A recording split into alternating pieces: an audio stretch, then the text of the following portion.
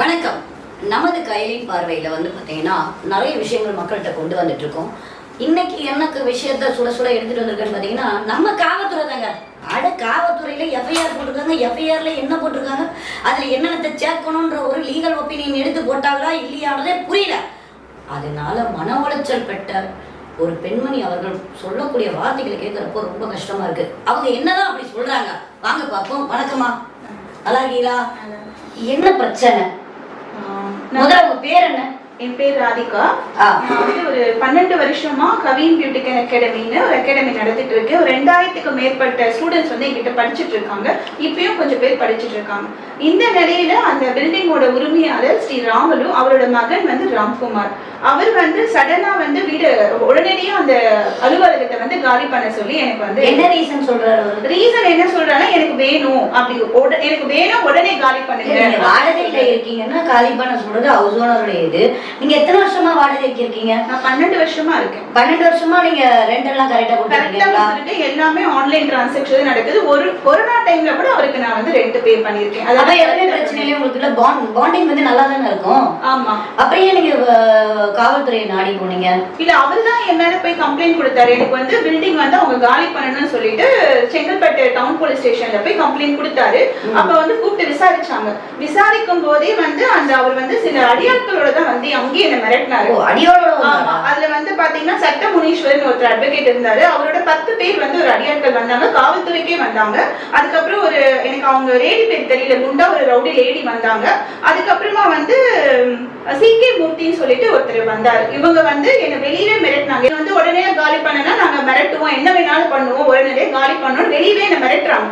அதை தாண்டி உள்ள போய் இன்ஸ்பெக்டர் பேசும்போது நீங்க வந்து சரி எவ்வளவு கால அவகாசம் கேக்குறீங்க அப்படின்னு கேட்டாங்க. நான் வந்து இப்பதான் என் பொண்ணு படிப்பு செலவுக்காக நிறைய விஷயங்கள் பண்ணியிருக்கேன். இந்த தொழில் வச்சுதான் நான் கடன் வாங்கியிருக்கேன். நான் இப்ப கடன் வாங்கிட்டு இந்த இடத்த காலி பண்ணனா என்ன நம்பினவங்க வந்து கஷ்டப்படுவாங்க. அதனால எனக்கு வந்து கொஞ்சம் கால அவகாசம் வேணும். எனக்கு 1 இயர் ஆகுது எனக்கு கண்டினியூ பண்ணணும். ஏன்னா இன்டீரியர் ஒர்க் அவ்வளவு செலவு பண்ணியிருக்கேன். செங்கல்பட்டு கமர்ஷியல் பில்டிங்கே இப்ப கிடையாது. நான் ஒரு இடம் பார்க்கணும். நான் அதுக்கான இடம் பார்க்கறது ஒண்ணு, அதுக்கான முதலீடு பணம் என்கிட்ட இல்லை. என் பொண்ணுக்காக காலேஜ் அட்மிஷனுக்கு எல்லாத்தையும் நான் கழுத்து போட்டுக்க செயின் முதல் கொண்டு வித்து நான் கட்டியிருக்கேன். என்கிட்ட இப்ப வேற நகை கூட கிடையாது.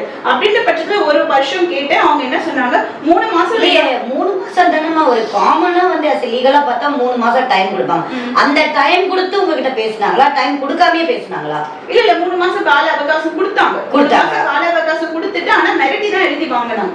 ஒரு எழுதி வேற வாங்கிருக்காங்க. யாரு எழுதி வாங்கினா? அங்க போலீஸ் ஸ்டேஷன்ல சொல்லி எழுதி வாங்க. போலீஸ் காவல்துறை மூலமா தான் எழுதி வாங்கிருக்காங்க. சரி, ஓகே. எழுதி வாங்கிட்டு அடுத்த நாளே எனக்கு சட்ட முனீஸ்வரன் கிட்ட இருந்து 3 நோட்டீஸ் கோர்ட்ல இருந்து எனக்கு வருது. என்னென்ன நோட்டீஸ்? கேவிட் நோட்டீஸ் வருது. ஓகே. 3 நோட்டீஸ் 3 கோர்ட்ல இருந்து எனக்கு வந்து நோட்டீஸ் அனுப்புறாங்க. சரிங்க. சோ அதுல பாத்தீங்கன்னா பேரோட வந்திருக்கும். ஆமா. அப்ப காவல்துறைக்கு போயுமே இவங்க நோட்டீஸ் அனுப்புறாங்கன்றனால இவங்க கிட்ட நம்ம நேரடியா பேசி அதுல என்னன்னு எழுதி கொடுத்துருக்கீங்க? எது? நீங்க வந்து போலீஸ் ஸ்டேஷன்ல, இப்போ போலீஸ் ஸ்டேஷன்ல லீகலா எப்படின்னா லேண்டு மேட்டரா இருக்கட்டும், பண விஷயமா இருக்கட்டும், எதுவுமே வந்து காவல்துறை எடுக்கக்கூடாதுன்னு சட்டம் இருக்கு. இப்போ உங்க பிரச்சனை வந்து பாத்தீங்கன்னா இந்த வருஷத்துலதான் நடக்குது. இந்த வருஷத்துல வந்து இன்னைக்கு இருக்கிற சட்டம் வந்து எல்லாமே வந்து லீகலா கோர்ட்ல தான் மூவ் பண்ணணும். காவல்துறைக்கு வந்து உயிர் பயத்தையோ இல்ல அடிதடி பிரச்சனையோ நடந்தா மட்டும்தான் உடனடியா எஃப்ஐஆர் போடுறதோ என்கொயரி பண்றதோ அதுதான் ரீசனபிளா நடக்கணும். ஆனா உங்களுக்கு அவங்க எழுதி வாங்கி கொடுக்கறதே சட்டப்படி செல்லாது. பட் ஆனா அவங்க வாங்கியிருக்காங்க. ஆனா அப்படி வாங்கி இவங்க லீகலா போயிருக்காங்கன்னா அப்போ உங்களுக்கு வந்து அடுத்த நாளே எனக்கு இந்த நோட்டீஸ் வருது. Okay okay. நோட்டீஸ் வந்தவனே நானும் வந்து லீகலா வந்து சிவில் கேஸ் வந்து ஃபைல் பண்ணிருக்கேன். அதுக்கான இது வந்து உங்ககிட்ட இருக்கு. சிவில் கேஸ் வந்து ரெஜிஸ்டர் ஆயிருக்கு. ஆமா. இந்த ஃபைல் நம்பர் வந்து 453 2024 ஃபைல் நம்பர் 166 2024. இது ஹியரிங் டேட்டும் வந்துருச்சு. ஆமா. அப்புறமா போன நவம்பர் மாசம் 29ஆம் தேதி வந்து வெள்ளிக்கிழமை அன்னைக்கு தான் நான் கடைசியா வந்து ஸ்டூடெண்ட்ஸ்க்கு எல்லாம் கிளாஸ் எடுத்து முடிச்சிட்டு, ஏன்னா அடுத்த நாள் சனிக்கிழமை ரெட் அலர்ட் கொடுத்துருந்தாங்க. அதனால அன்னைக்கு யாருமே வந்து வராதீங்க, நீங்க லீவ் எடுத்துக்கோங்க சொல்லி வேலை செய்யறவங்களுக்கும் லீவு கொடுத்துட்டு ஃப்ரைடே வந்து நான் லாக் பண்ணிட்டு நான் கிளம்பி போயிட்டேன்.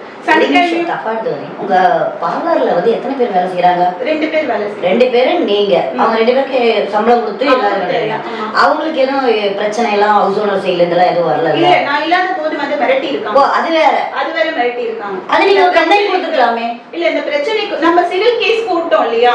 கேஸ்ல போட்டனால மறுபடி கேஸ்ல பாத்துக்கலாம். அவர் வந்து சொல்லும்போது நான் வேலை செய்யற ஓகே ஜெனியூனிட்டியா போயிருக்கீங்க. யார் வந்து கேட்டாலுமே கேஸ் போட்டிருக்கோமான்னு சொல்லிடுங்க அப்படின்னு சொன்னேன். அப்படியுமே வந்து நீங்க காலி பண்ணனா உங்களை வந்து போலீஸ் ஸ்டேஷன்ல போய் உள்ள தூக்கி உட்கார வைக்கணுமா அப்படின்னு மிரட்டிட்டு போயிருக்காரு வேலை செய்யறவங்களுமே. சரி. இந்த நிலையில நாங்க வெள்ளிக்கிழமை வந்து கடையை மூடிட்டு கடையில ஆண்கள் வேலை செய்தாங்களா பெண்களா? Computer beauty parlour, ladies beauty parlour, ஆண்களே.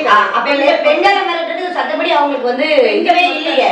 இல்ல அவங்கள மிரட்டுறதுக்கு அவருக்கு ரைட் சைடு நீ வீட விட்டுருக்கனா ஹவுஸ் ஓனர் டு ரெண்டல் இருக்கவங்க மட்டும்தான் பேசணும். வேலை பார்க்கறவங்கள வந்து நீங்க கேட்கணும்னு அவசியம் இல்லை. கைண்டா தான் நீ வந்து பதில் சொல்லணும். அதுவே கன்சியூமர் கோர்ட்ல போட்டாவே அதுவே வந்து இதுதானே லீகலா? நேர்மையா போலையே. நீங்க போயிருக்கலாமே நேர்மையா. சட்ட ரீதியா தானே போயிருக்கேன். அவங்க தானே அராஜகம் பண்ணிருக்காங்க. சனிக்கிழமை ஞாயிற்றுக்கிழமை விடுமுறை விட்ட நிலையில திங்கட்கிழமை என்கிட்ட வேலை செய்யற பொண்ணு போய் கூட்டு திறக்க போயிருக்கா. அப்ப கூட்டு திறக்க முடியல. அப்ப வேற பூட்டு போட்டு இருக்குன்னு எனக்கு போன் வருது. நான் எதுவுமே பூட்டு மாத்தலையேமா, நீ போய் தர அப்படின்னு சொன்னேன். திரும்ப எனக்கு போன் வருது. நான் அலறி அடிச்சுட்டு போய் திறக்க பாக்குறேன், வேற பூட்டு திறக்கல. எப்படி இந்த 2 நாள் லீவுல? 2 நாள் லீவுல புரியல. 2 நாள் லீவுல பூட்டு மாத்திருக்காரு. யாரு? அதுதான் எனக்கு தெரியல. அப்ப வந்து மேல பார்த்தா நான் இருக்கிறது 2வது தளத்துல. கீழே வந்து ஒரு இரும்பு கேட் இருக்கும், அது பூட்டி இருக்கு. மேல என்னோட பார்லர் உடைச்சு வேற பூட்டு போட்டு இருக்கு. அப்ப எனக்கு சந்தேகம் வந்தது, இவங்கதான் மிரட்டினாங்க, இவங்கதான் பண்ணிருப்பாங்க. உடனே திரும்ப போலீஸ் ஸ்டேஷன்ல போய் கம்ப்ளைண்ட் கொடுத்தேன். கம்ப்ளைண்ட் கொடுத்ததுக்கு நாங்க வந்து போன் பண்ணி சொல்லி தரக்க சொல்றோமா, நீங்க போங்கன்னு சொன்னாங்க. அன்னைக்கு கல்பாக்கத்துல இருந்து என்னோட கிளைண்ட் வெளியே நிக்கிறாங்க, என்கிட்ட படிச்சுட்டு இருக்க ஸ்டூடெண்ட்ஸ் எல்லாம் வெளியே நிக்கிறாங்க. மழை பெய்யுது. நாங்க மாறி மாறி திரும்ப காவல் நிலையத்துக்கு போன் பண்ணிட்டு இருக்கோம். காலைல 10 மணிக்கு போய் கொடுத்த கம்ப்ளைண்ட் சாயந்தரம் 6 மணி வரைக்கும் வரல. காரணம் கேட்டா பந்தோபஸ்த் போயிருக்காங்க, அதனால வந்து எல்லாருமே அங்க இருக்காங்க, நாங்க வரோம் இதே தகவல் தான் சொல்லிட்டு இருந்தாங்க. நடுவுல ஒரு போலீஸ் அதிகாரி அங்க இருந்து ஒரு போலீஸ் வந்து ஒருத்தர் வந்து இந்த மாதிரி இங்க மேல கேமரா வச்சிருக்காங்க, நீங்க பாத்தீங்களா? சோ அந்த கடைக்கு அவங்களே பூட்டை மாத்தி ஒரு கேமராவும் வச்சுட்டு போனது அப்பதான் எங்களுக்கே தெரியும். புரியுதுங்களா? அப்போ கீழே ஒரு கடை இருக்கு. கீழே அந்த கேட்டோட சாவி கீழ் கடையில இருக்கவருக்கும் என்கிட்ட மட்டும் தான். கிரவுண்ட் ஃப்ளோர்ல இருந்து மேல 2வது மாடி ஏறாங்கன்னா தெரியாமலாம் இருக்காது. கேமரா இருந்தா அதுல பதிவாயிருக்கும். ஆமா. அப்புறம் என்ன ஆச்சு? ஹவுஸ் ஓனர் கீழ இருக்காரா இல்ல அவுட்டர்ல? இல்ல, அவர் செங்கல்பட்டுல வேற ஒரு இடத்துல இருக்காரு. அப்போ ஓகே. அப்ப இந்த நிலையில நைட் வந்து டிஎஸ்பி கூப்பிட்டு என்னையும் அந்த ஹவுஸ் ஓனரும் கூப்பிட்டு பேசுறாரு. டிஎஸ்பி வந்து யாரு செங்கல்பட்டுல? புகழேந்தி சார். ஓ அவருங்களா? சரி. அவர் வந்து எங்களை கூப்பிட்டு பேசுறாரு, என்ன பிரச்சனை அப்படின்னு சொல்லி கேக்குறாரு. அப்ப நான் சார் இந்த மாதிரி இத்தனை வருஷமா இருக்கேன், இவங்க இந்த மாதிரி கம்ப்ளைண்ட் இந்த போலீஸ் ஸ்டேஷன்ல தான் கொடுத்திருந்தாங்க. அதுக்கப்புறம் அது ஒத்து வரல, நான் சிவில் கேஸ் போட்டேன். சிவில் கேஸ் நிலையில இருக்க இந்த நிலையில அராஜகமா பூட்டி இருக்காங்க சார், இது வந்து எந்த விதத்துல நியாயம் கேளுங்க அப்படின்னு அவர்கிட்ட சொன்னேன். அவர் வந்து இல்ல நான் காலி பண்ண சொன்னா அவங்க காலி பண்ணலன்ற மாதிரி அவர் பக்கத்தை சொன்னாரு. என்ன இப்படியே பேசிட்டு இருக்க வாக்குவார்த்தை, சரி வாங்க பூட்டு திறக்கலாம், திறந்து விடுங்க அப்படின்னு சொல்லும் போது அங்க எதுவுமே இல்லை, எல்லாம் பூட்டி இருக்கு, வெறும் குப்பை தான் இருக்குன்னு சொல்லும் போதுதான் இருக்குமே. அதுதான் அவரு சொல்றாரு, எதுவுமே இல்லன்னு. எவ்வளவுக்கு போட்டுருந்தீங்க ப்ராடக்ட்? ஐ மீன் ஒரு 20-25 லட்சம் ரூபாய் உள்ள பொருட்கள் உள்ள இருக்கும். எதுவுமே இல்ல, குப்பையா இருக்கும் போதுன்னு சொல்லும் போதுதான் அங்க மனசு உடைஞ்சு போய் நான் உட்காந்து சார் வெள்ளிக்கிழமை வரைக்கும் கிளாஸ் நடந்துட்டு வந்துருச்சு மேம். 2 நாள் பைத்தியம் மாதிரி தான் இருந்தேன். ஏன்னா மொத்தமா பொருள் எல்லாம் இல்ல போச்சு. அவர்கிட்ட நான் கேக்குறேன், இந்த மாதிரி சார் 20 லட்சம் ரூபாய் மதிப்புள்ள பொருள் சார், ஃப்ரைடே கிளாஸ் அதுக்கான ப்ரூஃப் என்கிட்ட இருக்கு, நான் எல்லா வீடியோவும் இன்ஸ்டால பதிவு போட்டோம், இங்க பாருங்க நான் காமிக்கிறேன். சரி உடனே கிளம்புங்க, ஸ்டுடியோல இருந்து வர சொல்லுங்க, விவோ அதிகாரி வர சொல்லுங்க, வாங்க போய் பூட்டை திறக்கிறோம்னு சொல்லிட்டு வெளியே போனவரு அடுத்த 10 நிமிஷம் வந்து சரி நாளைக்கு பாத்துக்கலாம், நீங்க நாளைக்கு காலையில வாங்க பூட்டு திறக்கலான்றாரு. அந்த டைம்ல வந்து ஹவுஸ் ஓனர் வந்து ஒத்துக்கிறாரு, அங்க திங்ஸ் எதுவுமே இல்ல, எங்க இருக்கு அப்படின்னு சொல்லி தலையில இப்படி கையை வச்சு ஒத்துக்கிட்டாரு. இதான் நடந்தது. அன்னைக்கு யாருமே வந்து பண்ணல, நீங்க 2 பேரும் பேசிக்க கூடாது, கிளம்பி போங்க, ஒரு போலீஸ் அங்க காவலுக்கு போடுறேன்னு சொல்லி அனுப்பி வச்சுட்டாங்க. இது அன்னைக்கு இரவு முடிஞ்சது. அடுத்த நாள் காலையில நான் போலீஸ் ஸ்டேஷன் கிளம்பி அந்த டியூட்டி போட்டிருக்க போலீஸ்காரனுக்கு கால் பண்றாரு, வெளியே ஒரு டேபிள் இருக்குமா, அது உங்களோட தான், வந்து பாருங்கன்னு சொல்றாரு. நான் என்னன்னு போய் பாக்குறேன், அது என்னோட டேபிள் தான். நான் ஸ்டூடெண்ட்ஸ்க்கு கொடுத்த நோட்ஸ், அந்த பார்லர் ஓபன் பண்ணும்போது எடுத்த போட்டோஸ், என் பொண்ணோட போட்டோஸ் எல்லாம் அது மழையில நினைச்சு போய் அந்த அந்த அந்த டேபிள் அங்க இருந்தது. அதை பார்த்து நான் எனக்கு அவ்வளோ, ஏன்னா 12 வருஷம் உழைச்சு நான் சம்பாதிச்ச பொருள் ஒண்ணு ரோட்ல கிடைக்குது. இது என்னோட தான் வலியோட நான் போலீஸ் ஸ்டேஷனுக்கு ஓடுறேன். வெயிட் பண்ணுங்கன்னு காலையில 9:30 மணிக்கு போலீஸ் ஸ்டேஷன் போனவ நைட்டு 9:30 மணி வரைக்கும் போலீஸ் ஸ்டேஷன்ல தான் இருந்தேன். அதுக்கப்புறம் அடுத்து என்ன பண்ணீங்க? அதுக்கப்புறமா வந்து அன்னைக்கு சாயந்தரமா போலீஸ் வந்து எஸ்ஐ திலீப் பாபு சார், அதுக்கப்புறம் ஒரு விவோ அதிகாரி, அதுக்கப்புறம் இன்னொரு எஸ்ஐ திலீப் பாபு. இப்ப இன்ஸ்பெக்டர் பாத்தீங்களா? இல்ல, எஸ்ஐ திலீப் பாபு சார் தான் இந்த கேஸ் ஹேண்டில் பண்ணிட்டு இருக்காரு. அவர் பண்ணாலும் அவருக்கு மேல ஹையர் அபிஷியல் இருக்காங்க. அந்த இன்ஸ்பெக்டர் அப்பதான் புதுசா வந்ததுனால இவர்தான் ஹேண்டில் பண்ணணும்னு சொல்லிட்டாரு. ஆமா, அப்படி அவர் சொல்லக்கூடாது. திலீப் பாபு ஹேண்டில் பண்ணாலும் புதுசாவா பழசாவா ஸ்டேஷன் வாங்க கண்ட்ரோல்ல குடுத்துச்சுன்னா நீங்க அதை பார்க்கணும். அவரை பார்க்க சொல்லுங்கன்னு சொல்றதுக்கு அவருக்கு ரைட்ஸே இல்லை. அதுவே அங்க தப்பா இருக்கு. மொத்தமா உங்க விஷயத்துல பார்த்தா போலீஸே தான் எல்லா தப்பையும் பண்ற மாதிரியே இருக்கு. சரி, இந்த எஃப்ஐஆர் வந்து எனக்கு என்னன்னா புரியல. 3/12/2024 உங்களுக்கு ஒரு எஃப்ஐஆர் போட்டு கொடுத்துருக்காங்க. இந்த எஃப்ஐஆர் படி பாத்தீங்கன்னா எதிர்த்தரப்பு பார்ட்டியோட பேரும் இல்ல, ஒண்ணுமே இல்ல. என்ன ஒரு கண்டென்ட்னு அவங்க கொடுத்துருக்காங்க? இல்ல மேடம், நாங்களே கேட்டோம். இது நாங்க கேட்கல, நாங்க இது சம்பந்தமா மகளிர் ஆணையத்துல போயிட்டு நாங்க கம்ப்ளைண்ட் கொடுத்துருக்கீங்களா? நாங்க பார்த்தோம். எங்க அந்த சேத்பட்ல இருக்க குமாரி அம்மையா அவங்க போய் பார்த்தோம். அவங்க தான் சொன்னாங்க எஃப்ஐஆர்ல ஏன் பேர் போடல. Very good. அங்க இருந்தே வந்து எஸ்பி சாருக்கு எங்க முன்னாடியே போன் போட்டு பேசினாங்க. Very good. அவர் என்ன சொன்னாரு, நாங்க சார்ஜ் ஷீட் இது பண்ணி போடுவோம்னு சொன்னாங்க. அது எப்படி தும்ப விட்டு வாழ பிடிக்கிற கதையா? எஃப்ஐஆர்ன்றது வந்து முதல் உயிர், முதல் தகவல் அறிக்கைன்னு சொல்றதே என்னன்னா அக்னாலஜ்மெண்ட் கொடுக்கறது தான் நமக்கு வந்து சிஎஸ்ஆர். நம்ம கொடுக்குற கம்ப்ளைண்ட்டுக்கு சிஎஸ்ஆரை கொடுத்துட்டு அந்த சிஎஸ்ஆருடைய இது படி என்கொயரி பண்ணி அந்த என்கொயரியுடைய ரிப்போர்ட்டை வச்சு தான் நமக்கு எஃப்ஐஆர் போடுறாங்க. அந்த எஃப்ஐஆர்ல யாரு பாதிக்கப்பட்டவர், யாரு பாதிப்பை ஏற்படுத்தியவர், அவர் என்ன மாதிரி பாதிப்பை ஏற்படுத்தினாரு, அது லீகலா என்னென்ன ஆக்ட்ல வருதுன்றது வரைக்கும் ப்ரொசீஜரா கொடுக்கணும். பட் ஆனா உங்களுக்கு பார்த்தா எது குற்றம் புரிந்தவருடைய டீட்டெயிலே இல்லை. என்னென்னமோ ஒரு இதுல போட்டு இது வந்து எப்படின்னா 0 எஃப்ஐஆர் கூட சொல்ல முடியாது. ஒரு ஏதோ ஒரு பேப்பர்ல ஏதோ அவங்களுக்கு தெரிஞ்ச நாலேஜ்ல போட்டிருக்க மாதிரி தெரியுது. இதை நீங்க ஸ்டார்டிங்ல பார்த்தப்பயே இந்த எஃப்ஐஆர் எங்களுக்கு இதா இருக்கு அப்படின்னு சொல்லி நீங்க இந்த எஃப்ஐஆருக்கு லீகலா கோர்ட்டுக்கு போயிருக்கலாமே. ஏன் அப்படின்னா உங்களுக்கு இதுல அது வரலன்னு தெரிஞ்சாவே கோர்ட்டுக்கு போனீங்கன்னா எஃப்ஐஆர் மாத்த சொல்லுவாங்க. ஏன்னா லேடிஸா உமன் இதை வந்து அஃபெக்ட் பண்ணியிருக்காங்க, திங்ஸை திருடி இருக்காங்க, பூட்டை உடைச்சதே வந்து கிரைம். ஸோ எல்லாமே உங்ககிட்ட இருக்கு. இன்னொன்று மனித உரிமை மீறல்.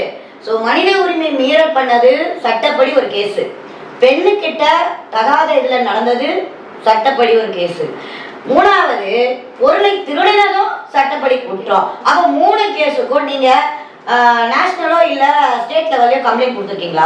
இல்ல, இது நீங்க இவங்களுக்கு மட்டும் மகளிர் ஆணையத்திற்கு மட்டும் போயிருக்கீங்க. அவங்க கிட்ட மட்டும் போனோம். அப்புறம் வந்து இதுல என்னன்னா அன்னைக்கு சாயந்தரமே வந்து இவங்க கதவை திறக்க பூட்டு திறக்க வந்தாங்க.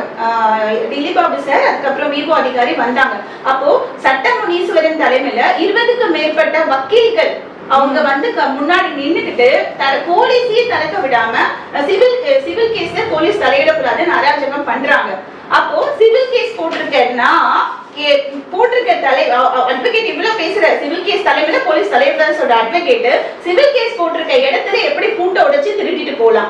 இது சாதாரண எனக்கே தெரியுது. எனக்கு வந்து இதை பத்தி எனக்கு நாலேஜ் கிடையாது, லீகல் பத்தி எனக்கு நாலேஜ் கிடையாது. நான் ஒரு சாதாரண இருந்தாலும் எனக்கே இது தெரியும் போது சட்டம் படிச்ச அவருக்கு தெரியாதா?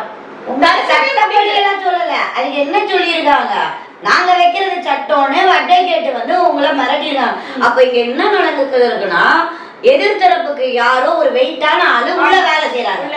அவங்க ஏதோ ஒண்ணு டிரான்சாக்ஷன் நடந்திருக்குது, காவல்துறைக்கும் ஏதோ டிரான்சாக்ஷன் நடந்திருக்கு. ஏன்னா காவல்துறைக்கு டிரான்சாக்ஷன் நடக்கலைன்னா இதுல வந்து எதிர்த்தரப்புடைய இதை கொடுக்கல.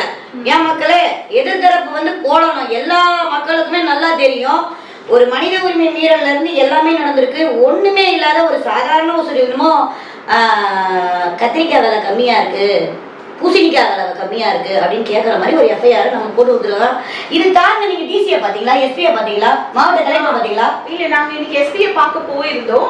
எஸ்பியை பார்க்க போயிருந்தோம், ஐஜி பார்க்க போய் கம்ப்ளைண்ட் கொடுத்தாக்க நேர்ல இன்னைக்கு விசிட் பண்ண போனோம். ஆனா அவங்க திருவண்ணாமலை இன்னைக்கு ஏதோ இதனால போயிட்டா 14ஆம் தேதி தான் வருவேன்னாங்க. இதுக்கு நடுவில் என்னோட 20 லட்சம் பொருள் ரெக்கவரி பண்ணிருக்காங்க. எப்படி ரெக்கவரி பண்ணிருக்காங்கன்னா எடுத்துட்டாங்க காவல்துறை. ஆமா, கண்டுபிடிச்சு கொண்டு வந்திருக்காங்க. நான் கேட்டேன் எங்க இருந்து கண்டுபிடிச்சீங்கன்னா அந்த ஹவுஸ் ஓனர் ராம்குமாருக்கு குடோன்ல இருந்து தான் எடுத்திருக்காங்க. ஹவுஸ் ஓனருக்கு எனக்கு இங்கதான் புரியல, உங்களை மிரட்டுறது காவல்துறையில தப்பு பண்ணியிருக்காங்க. ஐ மீன் மிரட்டுறதுக்கு கூட சொல்லக்கூடாது, ஏன்னா காவல்துறை எதிர்த்தரப்பு பேரை தான் போடல, அதுவும் ஒரு விதமா மிரட்டல் தான் வச்சுக்கோங்க. ரெண்டாவது வந்து அட்வொகேட் 20-30 பேர் வந்திருக்காங்க. மூணாவது ஒரு வீடை காலி பண்ணுமான்னு சொல்றது, அலுவலகத்தை காலி பண்ணுமான்னு சொல்றது ஒரு சாதாரண விஷயம். ஒரு டைமிங் கொடுக்கலாம். அதை விட்டுட்டு இவங்க எதுக்காக உங்க பொருளை அவங்க குடோன்ல வச்சிருக்காங்க? அப்போ அக்யூஸ்ட் யார் வர்றாரு? ஹவுஸ் ஓனர் தானே வர்றாரு. ஆமா, அவர்தான் ஹவுஸ், அதுதான் அவர் பேரை போடலன்னு சொல்றேன். அப்போ ஹவுஸ் ஓனர் கொஞ்சம் வெயிட்டா இருக்காரு, வெயிட்டா கவனிச்சிட்டாரு, இவ்வளவுதான். சரி, அந்த ரெக்கவர் பண்ணாருன்னு சொன்னாங்கல்ல, ரெக்கவர் பண்ணது உங்ககிட்ட ஒப்படைச்சிட்டாங்களா லீகலா? அது லீகலா நான் வந்து கோர்ட்ல ஃபைல் பண்ணிட்டேன். அதை பெட்டிஷன் ரிட்டர்ன் ப்ராப்பர்ட்டி போட்டு நேற்று ஜட்ஜ் கூப்பிட்டு சைன் பண்ணிட்டாங்க. 2 நாள்ல அதை எடுத்துக்கலாம்னு சொல்லியிருக்காங்க.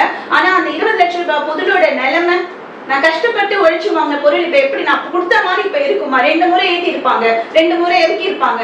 ஒவ்வொரு பொருளும் கஷ்டப்பட்டு ஒழிச்சு நீங்க ஃபைல் பண்ணலாம். அது வந்து நிறைய விஷயங்கள் இருக்கு. அதை நம்ம அதை கொண்டு இப்போ மனதளவுல உங்களை எல்லா விதத்திலையும் பாதிப்பு அடைய வச்சிருக்காங்க. ஸோ இதுல வந்து காவல்துறையும் உங்களுக்கு வேலை செஞ்சிருக்கு. நீதித்துறையில இருக்கக்கூடிய வழக்கறிஞர்ன்ற பேர்ல ஒரு ரவுடிசம் பொருத்தவங்க நடத்தியிருக்காங்க. இதை எப்படி கொண்டு போறதுன்னு நீங்க புரியாம வந்திருக்கீங்க நம்ம நிலையத்துக்கு. கண்டிப்பா உங்களுடைய குறைகள் வந்து மக்கள் பார்வையில வைக்கிறேன்.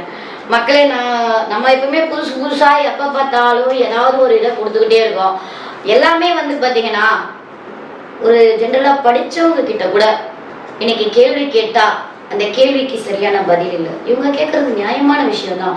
எனக்கு 20 லட்ச ரூபா 25 லட்ச ரூபா நான் செலவு பண்ண பொருள் என்னதான் நீங்க ரெக்வயர் பண்ணாலும் அதை வந்து நீங்க ஏதோ ஒன்று பண்ணிருக்கீங்க. ஏன்னா காவல்துறையில ஒரு மோட்டர் பைக்கு போனாவே நமக்கு என்ன ரிட்டர்ன் கிடைக்கும்ன்றது எல்லா மக்களுக்குமே தெரியும்.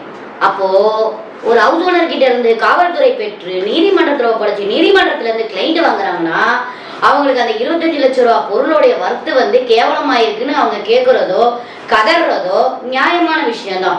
ஸோ மக்கள் தீர்ப்பே இறுதி தீர்ப்பு நம்ம என்னைக்குமே கைலின் பார்வை சார்பாக சொல்லுவோம். ஸோ இந்த இந்த விஷயத்துக்கு வந்து அரசு ஊழியர்களும் நம்ம காவல்துறை இயக்குனர் அவர்களும் முறையான தீர்வை செங்கல்பட்டு மாவட்டத்துக்கு எடுப்பாருன்னு பார்ப்போம். அது மட்டும் இல்லாம மாவட்ட கலெக்டரை பார்த்துட்டீங்களா? நான் என்ன சொல்றேன்னா மாவட்ட கலெக்டர்லயும் ஒரு பெட்டிஷன் கொடுத்துருங்க. மாவட்ட கலெக்டரும் சேர்ந்து உடனடியா இந்த பெண்மணிக்கு தீர்ப்பளிக்க நல்ல விஷயங்கள் செய்வதற்கு உடனடியா வேணும்னு கேட்டுக்கொள்கிறோம். வணக்கம்.